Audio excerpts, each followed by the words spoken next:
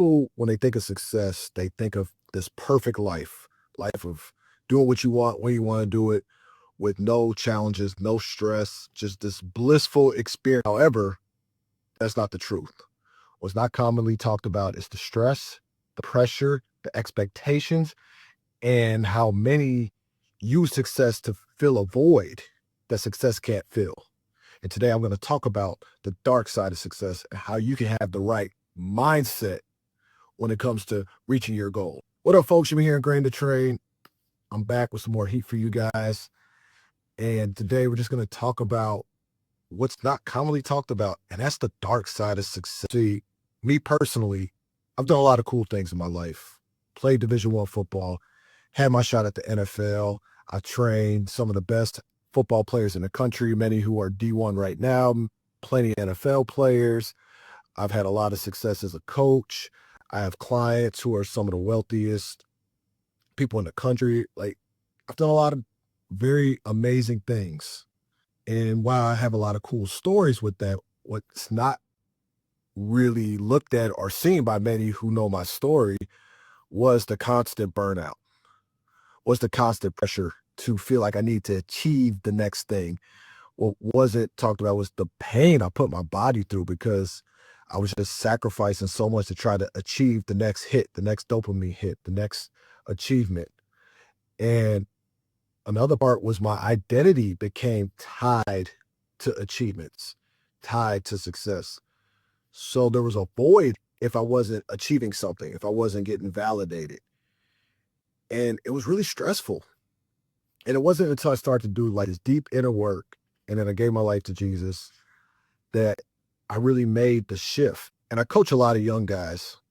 One in particular, I remember our first intro call, and he said he wanted to be a millionaire. Like, he's only 25. He's like, man, bro, I want to be a millionaire. I want to drive a Bugatti. You know, young guy, Gen Z internet talk. So I asked him, like, so why do you want these things? I mean, it's going to take a lot of hard work for you to get there. A lot of people say they want to be millionaires, but they don't want to do what it takes to get that. So why do you want it so bad? And he goes, man, I want to have a hot girlfriend, a hot wife one day, but until I make $1 million, I'm going to always be a loser. I'm just going to have loser friends and, just talking really negative about himself. And I'm like, bro, here's the thing. You can win the lottery tomorrow, right now. With this mindset, you're going to still feel this way with $1 million in your bank account. You are tying identity to this fantasy of what success is going to bring you, status, power, women. And I'm like, yeah, you may be able to drive a nicer car. Yeah, you may attract some gold diggers who will gladly extract your money. But with that mindset, you're just going to be, I'll just say it, be honest with you, bro, you're going to be a loser with money. And there's a lot of them out there like that. We see it online all the time. We tend to glorify what we think that money and success is going to bring into our life. But there's a lot of people who they give everything for it. They sell their souls for it. They do all sorts of things. You got women who are putting themselves out there on OnlyFans now. No judgment on my end, but that you enter that world, it follows you for life. You got entertainers that you hear all these stories coming out about what happens behind the scenes and who's getting chosen to do these different roles. They do all sorts of things to chase what this fantasy of what success is going to bring them. And I just want to give you a few perspective shifts to help you out along the way. First one, you have to ask yourself why it is you want the success. Here's the reason why. Most people, when they think success, they want the surface level things. But ideally, you want to get to the deeper root of why you want success. Because what you'll find, once you get to the deep reason why, a lot of times you're probably right there. You just don't see it because you're tying it to a dollar amount. I'm telling you right now, a lot of things that people want, when you get to their core root of the things they want to do in life, they don't need millions of dollars. They don't have to build a 7, 8, 9-figure company. They don't have to go through the stress and do all those things. A lot of it is really just appreciating what you have, having that attitude of gratitude, and owning where you're at, accepting where you're at. That doesn't mean be complacent, but people are stressing themselves out to achieve this thing that they probably already possess inside of them. They just don't know it yet. I personally did that myself. So I challenge you to ask yourself, what's the thing that you really, really want? What is it? Why do you want the success? What feelings do you think success is going to bring you? And I want you to really assess the things that you've done in life, your environment, your friend, and find those points where you like, oh, well, I did feel confident when I was doing this thing. Oh, I was excited when I was working on this. Because once you can start to associate the things that you already have in your life, things you've already done, with what you think success is going to bring you, you'll start to shift and be like, oh, I don't have to stress myself out trying to make 7, 8 figures because I actually done a lot of awesome things already. I'm also doing a lot of awesome things right now. So I'm telling you, you don't need to stress yourself out, selling your soul and all that. Trust me, talk to a lot of people who are in that limelight. They'll be the first one to tell you it's overrated. Second mindset shift that you can have is that your inner world is more important than the outer world. And here's what I mean by that. Everything on the outside world is a reflection of your internal world, how you see the world, your belief systems, your trauma, your nervous system, how your brain processes information. That's how you can take two different people who witness can witness the same event, but they'll get two different perspectives out of it. That's why you see this war of men and women arguing online about certain things in relationships, and they can't seem to find a middle ground because they're literally having two different conversations because their brains have processed the scenario completely different, right? So all that stuff matters. So you have to rewire the inner world. Well, how do you do that? There's a lot of stuff online out there. First one, I'm going to say, since my spiritual revelation, go to the Bible. Those that say go to church, so go to the Bible. Open up the Bible, read it for yourself. Start with the book of John like I did, then the book of Acts.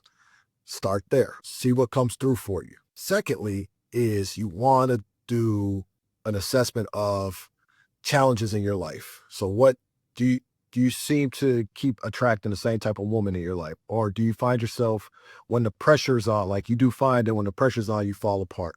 Or game day, you choke at the end of games, or you're scared to take the last shot. Think about these challenges that keep reoccurring in your life because these loops are showing you an area in your life where you can prove on. And you start to do the inner child work. You start to do subconscious reprogramming. You start to do a lot of this trauma-informed work.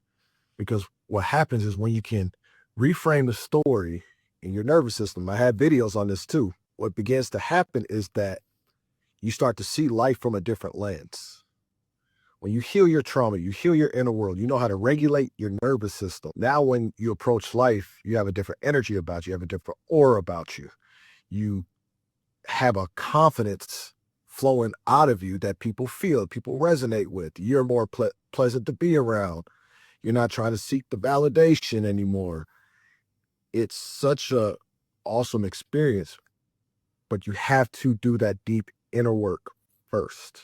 Too many times people are trying to change the outer world. Well, maybe if I move to this city, or maybe if I get this job, or maybe if I buy this car, then that the reality is going to change. And what happens is people will do that and they'll chase a lot of success to try to get a lot of money to buy a lot of things, only to have the same feelings that they had when they were broke, when they weren't successful, because their inner world did not change. And they try to just control these external things, but they always reverted back to their baseline. So when you change your inner world, like I did, your outer world begins to respond to you. And I can say for you fellas that are in the dating market, or you're currently married, if you're dealing with a woman, I promise you, you do this work, it will take your dating life, it will take your relationship to a whole other level. Trust me on that. So just want to throw that tidbit in there. Do the inner work first.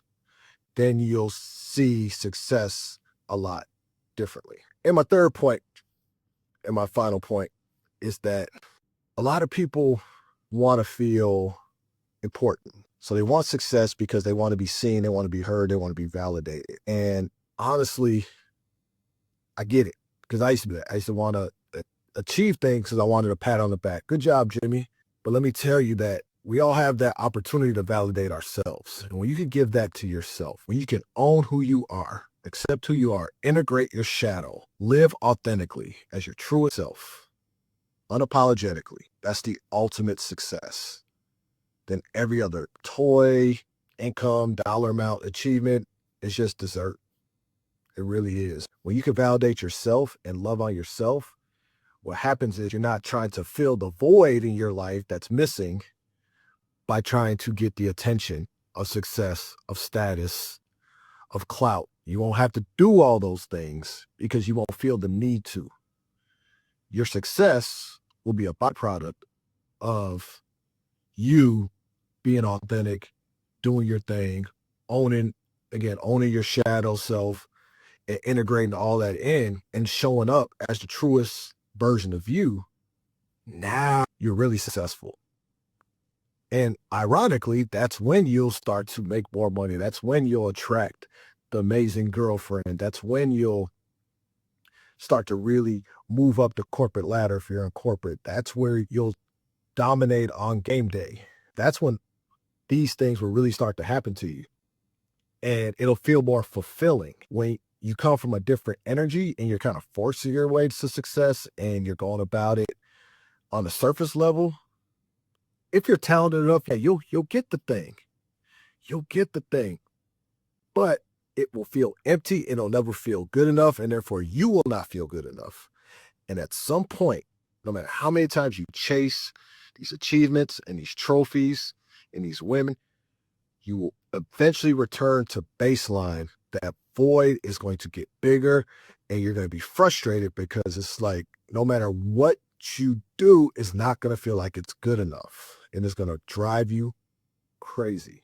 But when you get that ultimate fulfillment, you get to enjoy any and all achievement that you get. And when you face challenges, guess what? Because you are really trusting in God, you are showing up, you're enjoying the process. When things don't go how you thought it was going to go, instead of being ego hurt by it, instead of going down a mental spiral of feeling unworthy and not good enough, you simply learn the lesson. You simply learn a valuable lesson.